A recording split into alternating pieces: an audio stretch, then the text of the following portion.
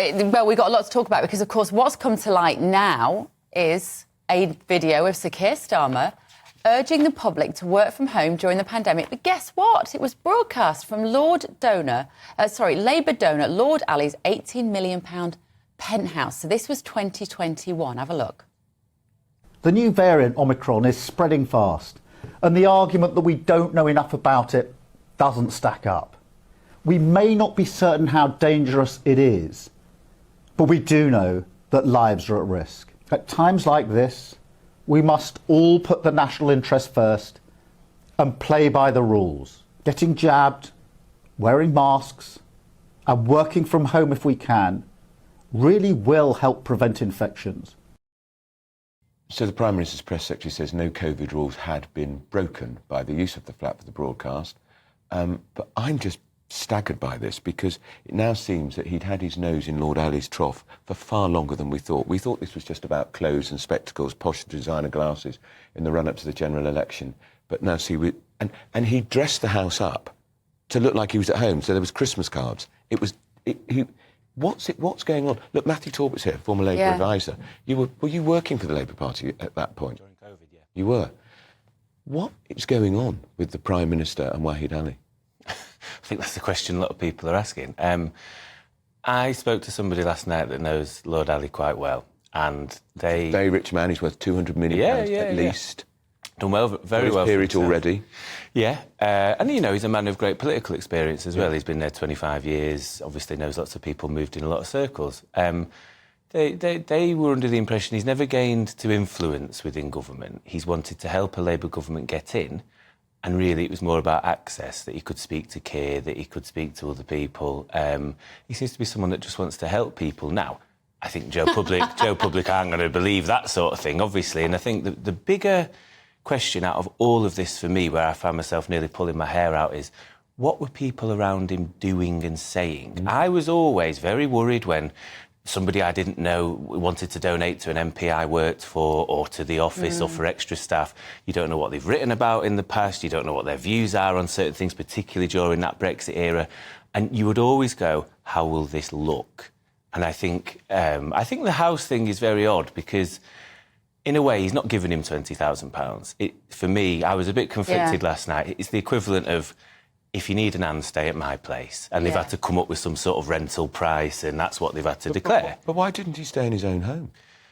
Well, he was lecturing everybody else to stay at home, work from home, and he was staying... during the COVID, well...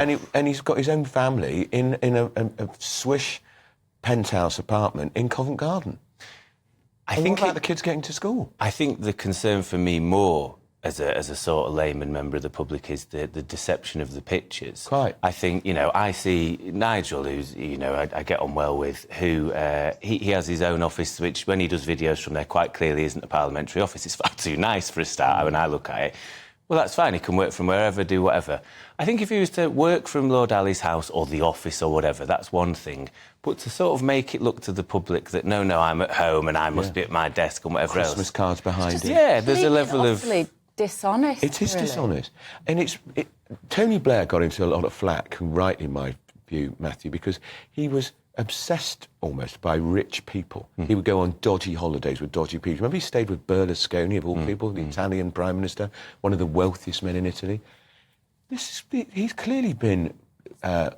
Lord Alli has clearly been around him for years. And we now know that during the election, because he tells us because his son needed some peace and quiet to revise for his GCSEs, back at Lord Alli's place, because the press were outside his house. Press weren't outside Keir Starmer's house on a daily basis, and even if they were, they wouldn't be making a noise. Yeah, It's a bogus excuse. I was conflicted again. I looked at it almost through a comms lens and thought, this is a much stronger line. I think this is a man who looks like he puts his family first and he wants to look after his children. Then the story began to unravel last night because you see the dates don't quite match up. Right. And obviously I think it's cut through with a lot of people I know that aren't political because it's that thing of, well, we'd love to do that for our kids, but we can't. And it's almost a bit of one rule for one. And also, Matthew, I know you won't agree with this, but this is from a Prime Minister who wants his child to have the best opportunity in his exams. This is from a Prime Minister who's sticking VAT on private schools. And this is a lot of parents who want to do the best by their kids, so they scrimp and scrape to get their kids in private school. What about them? Well, yeah, no, I won't necessarily agree, but that goes to show he's peeving off both sides of the argument, because you've got a lot of people, and, you used to will know, certainly you, Bev, coming from up north, working class people have to get used to the idea that they have to live within their means. And I think that's why that's annoying lots of people on that side of the argument, because they go, well, I'd love to be able to do that. And I think also the idea that he said, this is my son's one chance at his GCSEs. He's a former DPP and will be a former Prime Minister. His son's going to be all right, I reckon. I think the contacts you make in those circles, he'd be fine. But on the other side, you've got people going, well, you're punishing us for putting our kids first and through their private schooling, and in fact, you've got all these sort of opportunities for your kids. Part of me, obviously, this won't come as a surprise to anybody that knows me well, and it certainly won't come as a surprise to Andrew. In some ways, I don't care where he was sat talking that nonsense. He was just talking nonsense during the pandemic, in a way. Now, in 2024, in retrospect, you can look back and realise that there are layers of hypocrisy and dishonesty which look bad now. But you were working for them at that time. Did he believe what he was saying then when he was... Because this is my disappointment with him. This is what I can never forgive him for, is during that period of time when he should have been in opposition to the Conservatives, when he should have been questioning what he was telling people to do there, stay at home, get your jabs, all that stuff that we now know is patently, demonstrably non-scientific and has resulted in the economic woe we're now feeling. Did nobody in his ear go, you might want to take a different position on this? Who's he talking to there? Who's he pandering to? I think at the time there was a consensus of let's not rock the boat, because I think at the time people felt like they didn't know enough, and it was I think it was almost viewed as 2021. Yeah, I think they viewed it as a war footing, and it was we all must stick together, and it may look childish or juvenile to be slating the government at such a what seemed like a bit of a crisis. He was more zealous about lockdown than the Conservative government, and yet he's not at home. He's telling people to work from home during the second lockdown, and he's not in his own home. What a staggering hypocrite. Well, I can't argue with that, and I'm not here to sort of stick up for Keir or the Labour Party, I'll tell you as I see it. And again, for me, a bit like you, Bev, it doesn't bother me where he was necessarily. Now, whether he's broke COVID was because he wasn't at home and technically wasn't really at work, if he's working from somebody's home, somebody that isn't his own. Again, it's the deception for me. If it was Lord Alli's ornaments and furniture behind him, what would it have mattered? Yeah. But you've dressed it up as if you're at home. Because he knew. That's it, isn't it? If it looked like Lord Alli's at home, he'd have known. He sat down and thought about this. I put some Christmas cards, so it makes it look like. I mean, it was a full-scale deception. Well, he might not have done, and this is the thing where I'm concerned somebody else again. put his Christmas cards there. It concerns me that's the job I would sort of probably do. I'd go, make sure this is out of sight if it was something a bit dodgy, or make sure this is in. Yeah. So why are they making that decision to sort of deceive people and go, let's make it look like that? But they are not spotting that these donors might look a bit dodgy at some point, or this is a few too many freebies. Can you get away with being at Taylor Swift? And I can only come back to the idea that it's because they are people that are totally out of touch. There is no diversity of class or class consciousness within that office. They normally get out of touch, politicians, prime ministers, at the butt end of a long parliament, so the Tories were woefully out of touch. They've been in power 40 years. This bloke hasn't even done 100 days. Well, I saw you at a Labour conference, and for me, Rachel Reeves totally on leadership manoeuvres, very slick videos telling us all about her life story during her speech when we didn't really need to know that. It was about what she was going to do economically. Do you think she doesn't think he's going to last? I think she'd be very savvy. I've always thought he might last a couple of years and somebody's going to knife him. And for me, you look at the more ambitious people around that table, Rachel Reeves is one of them, then you're... I think you can get to a point where if confidence is low, and we have these briefings about Sue Gray, Morgan McSweeney, now it's about the donors, and if you can get to a point where you go, Keir, if you stay, we're not going to win. You've got to do the ultimate sacrifice, a bit like Joe Biden in America. And they're going to be Prime Minister, not leader of the opposition. Staggering that these conversations are going on and they've not even been in 100 days. We've got to ask you very quickly. Prisoners have been let out by mistake, including wife-beaters. It's not a great look from a party that says it's going to be tough on law and order. No, what I would say, though, is it's a failure of the privatisation of the prison system. I think we saw that with the probationary system as well. We've seen people that have let out that shouldn't be let out. We've seen people that were let out that were and haven't been tagged, so we don't know where they are. And I think a lot of that, as I spoke about at a conference over the weekend, is a lot to do with the fact that private prisons haven't worked for a long time in this country, and neither has private probationary system. All right, that's Matthew Talbot, former Labour advisor. Thanks, Matthew. Yeah, thanks very much for that. As always, we want to know what you think, so do send your views, post your comments by visiting gbnews.com/your say, and let's see what you've been saying. So Michael has said this morning, Michael, Starmer is making it too easy to make derogatory comments about him. It's like shooting... Now, you do say, Michael, it's like shooting ducks in a barrel. I think you mean shooting fish in a barrel. Isn't that the metaphor? It's shooting fish in a barrel. It is. Well, or ducks. At the Labour conference, it was hard to find anybody who could understand the Prime Minister's preoccupation with Wahid Ali, Lord Alli, who's worth about 200 million, made a lot of money in the media. He gave us the big breakfast show back in the 90s with People don't Paula know Yates. that about him. He was head of Carlton Television, and it was The Word. Do you remember The Word? Yeah.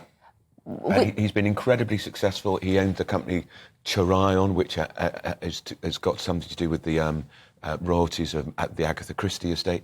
He's got his fingers in so many pies. He was chairman of ASOS. He's worth around £200 million. But why does the Prime Minister, as he is now, why did he need to be in Lord Alli's apartment during COVID? Why is he lecturing the country, you've got to work from home, stay at home? He's not at home. And he's dressed the house up to look like he's at his home. And it was deception. It was Blair who was first seduced by Lord Alli. And Lord Alli was the youngest. Blair made him a peer. He was the first openly gay Muslim politician, effectively. In the world. In the world.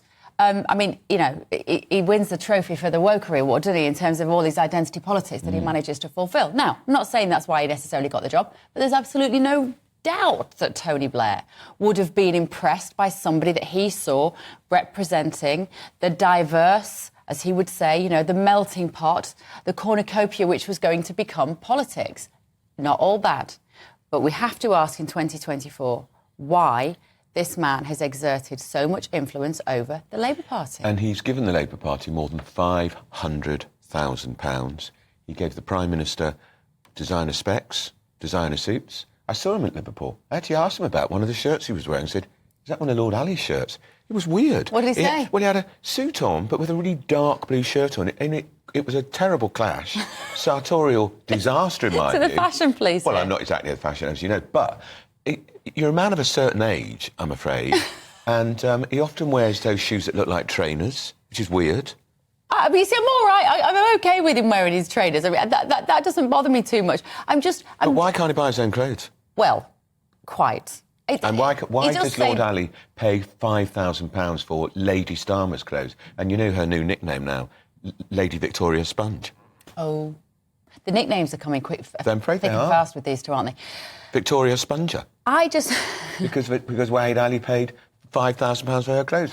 Did she look like she was wearing £5,000 of gear at the Labour conference? No, she was wearing another frock that was borrowed. I just want to know why Wahid Ali wants access. And that's what actually Matthew said at the start of the show. A lot of love for Matthew in our inbox, actually. People saying how much they like him on the show. Matthew Talbot, thank you.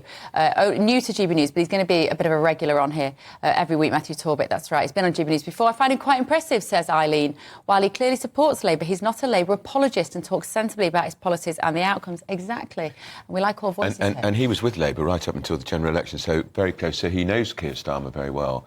And he is struggling, too, to understand this preoccupation with Wahid Ali. And Brexit Crusaders read my mind for me. I love it when our viewers do this. The Word, which was the show that Wahid Ali was executive producing, was presented by Terry Christian, who, as you know, is a card-carrying socialist. Certainly is. And so, you know, nobody should be having that much influence on our democratic process, behind the scenes, keeping themselves completely silent without us knowing what they want for that access. But it's the subterfuge the Prime Minister's deployed here, making that, where he was filming the video about COVID, making it look like it was his own home. That's subterfuge, that's deception. We were on the telly, you're right, because we were on the telly during that time, on various sort of talking shows and stuff. If I had not been in my house when I was beaming into one of those programmes, I would have been absolutely vilified. So would I. Bev Turner should have been in her house, and that's not her house, because we've seen her broadcast from her house, that's not it, right?